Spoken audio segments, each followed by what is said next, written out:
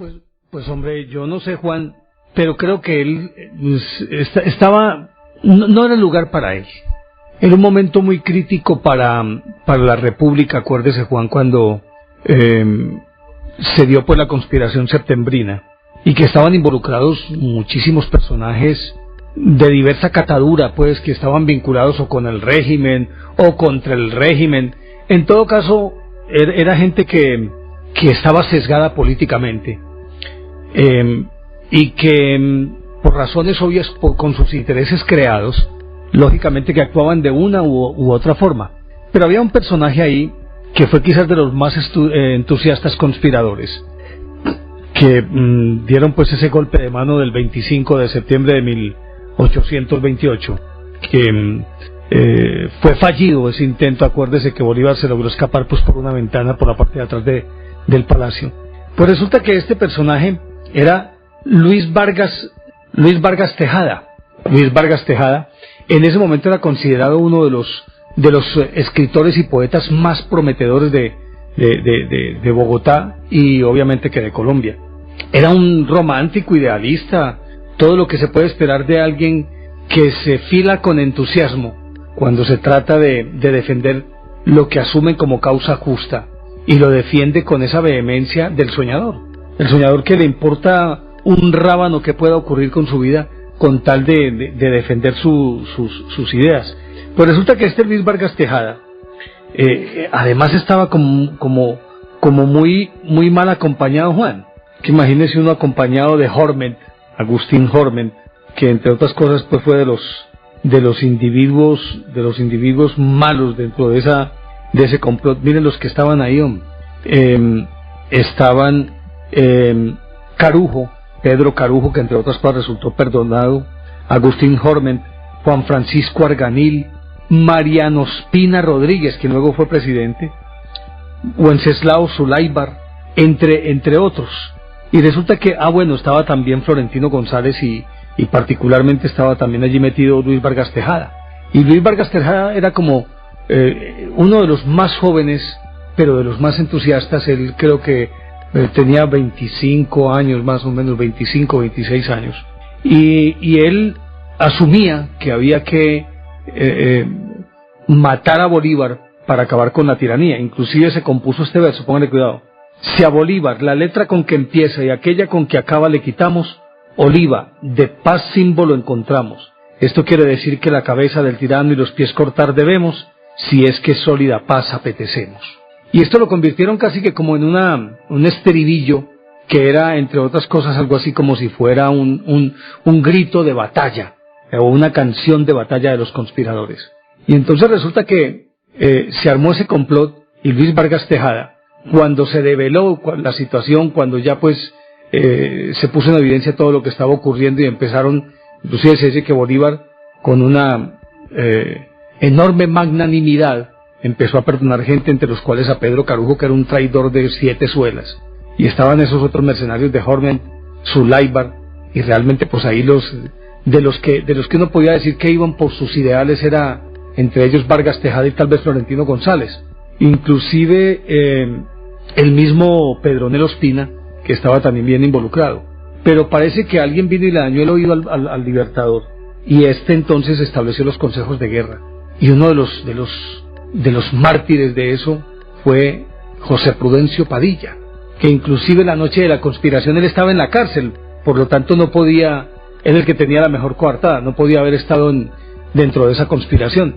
Lo cierto es que, en todo caso, una vez que se destapó todo, Vargas Tejada huyó y se fue por los lados de los llanos orientales, y deambuló por allí durante muchísimo tiempo. Inclusive se cuenta, no sé qué tan cierto sea esto, pues hay historiadores importantes que así lo afirman, entre los cuales Alfredo Iriarte, que recuerde usted que se supone que Vargas Tejada se refugió en una cueva y vivió durante un buen tiempo dentro de esa cueva, alimentándose de raíces y cosas por el estilo. Y luego él se fugó, cuando sintió que ya aparentemente, creo que estuvo inclusive más de un año metido en una cueva. Y después de eso dijo, no, yo me voy para Venezuela. Y que Vargas Tejada. Entonces le dio por contratar a un vaquiano, mírelo ahí, a Luis Vargas Tejada. Le dio por contratar a un vaquiano y se fueron por el llano y atravesando un río, no recuerdo cuál río es. El río Pajarito. ¿El río Pajarito? Sí, señor. Pues resulta que atravesando ese río, parece que el río estaba crecido, pero él insistió en pasar de lado a lado en su cabalgadura. Y parece que cuando estaba en la mitad del río, se vino una riada impresionante y lo separó del caballo y él logró asirse a una piedra que estaba como en la mitad del río y logró resistir un momentico, y el vaquiano, que le había aconsejado que no se metiera, que ese río estaba muy bravo, se había quedado en la orilla y nada pudo hacer por salvarlo. Parece que en un momento la avenida del río fue tan grande que tapó la piedra y se lo arrastró y nunca más se supo de este Vargas Tejada, que entre otras cosas dicen los estudiosos que escribió unas tragedias pero ampulosas con ese castellano culterano, porque él era un tipo supremamente intelectual, inclusive leía griego, latín, y leía pues a los autores griegos y latinos en sus lenguas originales. Hablaba italiano, francés, inglés, alemán, y se escribió varias llamadas tragedias que dicen pues eran farragosas, eran muy difíciles de leer: Sugamuxi, Aquimín, Doraminta, Sacresasipa y Huitiquindo, pero que escribió otra obra que esa creo que todavía no son capaces de digerirla. Mejor dicho, es más fácil de digerir el Ulises de James Joyce. Escribió un monólogo de Catón en Útica, que al parecer era una digresión muy brava antibolivariana, y parece pues que eso todavía, no sé qué piensa, qué sabe usted de eso. Dicen que hoy hay muy poquitos que se le han medido a ese texto para leerlo, farragoso, pesado, denso, y parece que nadie lo lee. Paradójicamente, en el momento en que estaban ocurriendo estos hechos, había escrito él una comedia a la que llamó Las Convulsiones. Era más bien un sainete. O un sainete. Y sí, que ese sainete creo que fue la locura en Bogotá y todo el mundo se lo gozó, que era una delicia. Y tengo entendido que de todas las obras de él, la de mejor tono para ser leída es precisamente Las Convulsiones. Lo cierto del caso es que él murió huyendo de un complot al que se sumó y en el que menos intereses tenía, y el más inofensivo de todos era él, porque los otros eran guerreros, mercenarios, militares, pero no tenía nada que ver, no era sino un poeta. Y sin embargo yo creo que fue de los que tuvo una de las muertes más azarosas, Juan, es Vargas Tejada. Sí, pero eso es lo que le pasa a la gente cuando se mete en lo que no se debe meter, ¿no? Si no tenía alma de conspirador, o si tenía alma de conspirador, pero no era capaz de coger un arma para asesinar, pues entonces estaba de pronto en desventaja frente a los compañeros que sí tenían manejo y que sabían de fugas y que sabían de artimañas y de toda esta cantidad de ardides que se dan cuando se construye una conjura para acabar con alguien, ¿no? En este caso para matar a Simón Bolívar. Pues este amigo Vargas Tejada, sí, yo realmente no he tratado no me he adentrado demasiado mucho en la obra de él, fuera de lo que nos cuentan a nosotros algunos textos de historia o de los comentarios que nos hacen en esa forma tan encendida, pues nos hacían, porque estoy hablando de muchos años atrás, nos hacían los maestros de historia, los que nos enseñaban a nosotros la historia casi que dramatizada, pues, y con un sesgo indudablemente muy acendrado, muy caracterizado, sin de pronto mirar las pasiones humanas y los defectos y carencias que podían sufrir todos estos que llamamos nosotros los héroes de la independencia. Yo recuerdo precisamente que a nosotros nos enseñaban mucho el himno nacional, pues nos hacían aprender todas esas estrofas farragosas y difíciles de entender para un muchacho de primaria. Yo creo que eso nos ponía a nosotros en una situación realmente un poquito difícil, porque teníamos que cantar algo y tratar de sentirlo pero sin entenderlo.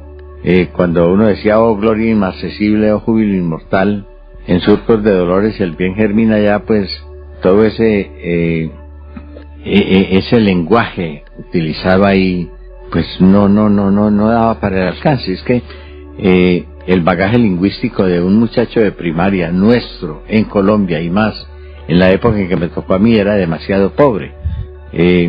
Gloria inaccesible, yo vine a saber que era inaccesible mucho tiempo después de que ya prácticamente se me había olvidado el himno nacional. Sin embargo, como ocurre en muchos símbolos, lo que llaman símbolos patrios, pues aunque sean feos, aunque sean estrambóticos, aunque nazcan al fervor de una guerra o en el fragor de una batalla, como ocurrió por ejemplo con la Marsellesa, pues realmente son nuestros símbolos patrios. Y yo siempre hago este símil con la madre. Hombre, la mamá de uno puede ser la más fea, la más contrahecha, todo lo que usted quiera. Me está haciendo acordar, como la canción esa que se escucha uno en el Día de la Madre, dice esa vieja escuálida y horrible. Esa es escuálida y horrible. Bueno, eso ya es un exceso, pues, eso es demasiado. Yo creo que tampoco es así. Por lo menos horrible no.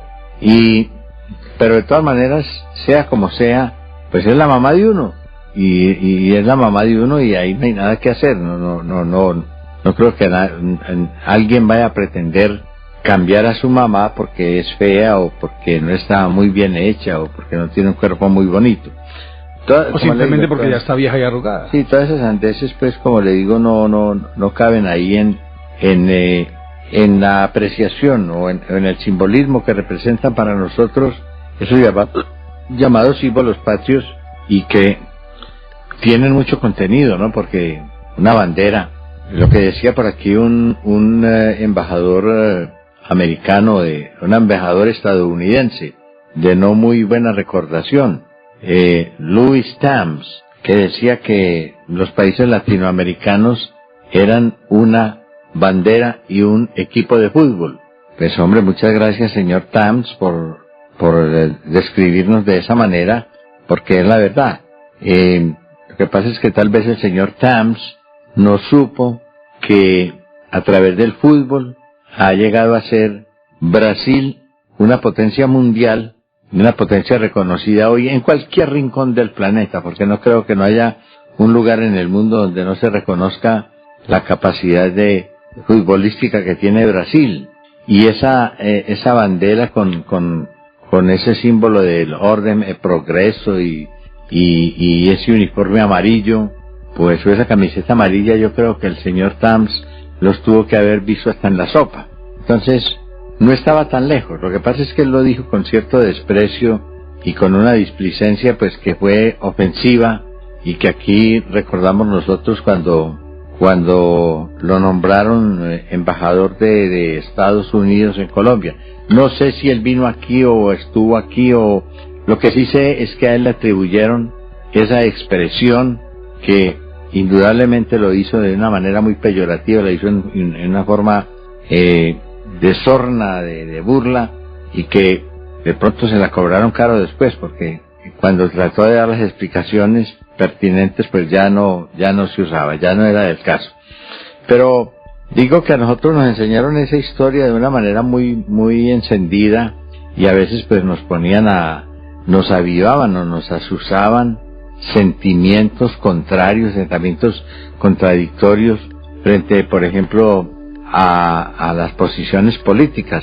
Yo recuerdo aquellas poesías que nos enseñaban, por ejemplo, la de Atanasio Girardot por allá en el Bárbula: permite Dios poderoso que yo plante esta bandera donde se mece altanera la del español odioso. ¿Usted imagina en medio de esa balacera? Sí, un tipo echando poesías, ¿no? Y yo moriré dichoso si tal es tu voluntad. Compañeros, avanzad, nos espera el enemigo. Venid a buscar conmigo la muerte o la libertad. Dijo la palabra libertad y ahí mismo, ¡pum!, le pegaron un balazo, le atravesaron el corazón, porque es que además nos muestran un cuadro, pues, que es cuando le pegan ese balazo y él termina envuelto en la bandera. Eso a nosotros nos conmovía. Pero ya hoy, yo que estoy viejo, por ejemplo, y que a la persona que yo me sentía verdaderamente obligado a darle explicaciones, está muerta, que era mi madre, pues miro eso con más crítica y con un poquito más de objetividad, no sin cierto mefistofelismo por ahí, con cierto sarcasmo mefistofélico. Digo yo, hombre, por Dios, pero es que cómo es que en una plomera de esas, esos españoles arriba ya en ese cerro del Bárbula, apuntalados, apertrechados, con armas de fuego, con fusiles, creo que hasta cañones tenían, y estos de a pie subiendo a conquistar el cerro, ¿cómo es que se le ocurre ponerse a recitar poesías, hombre, por Dios? Jadeando y trotando para arriba. No, pero ¿cómo le parece jalar a los compañeros con una poesía? Y yo, pero ¿de dónde se la inventó? ¿Qué pasó? ¿Cómo fue que lo hizo? Sin embargo, esa fue la historia que a nosotros nos enseñaron. Esa fue la que nosotros aprendimos y, como le digo, hoy hay que revisar ese conocimiento. A veces hasta hay que desaprender. Hombre, pobre Atanasio Girardot, hombre, se merece todos los honores, pero no todos los homenajes. Pero yo si tuviera un hijo y lo fuera a mandar al campo de batalla, o a un amigo que yo apreciara bastante y se fuera para el campo de batalla, yo le diría, no te pongas a decir poemas. No te pongas no, aunque no los haga, a recitarlos, no te pongas a recitar por ahí en una balacera de esas que nosotros estamos acostumbrados a ver aquí no solo en el campo, sino también en las ciudades colombianas.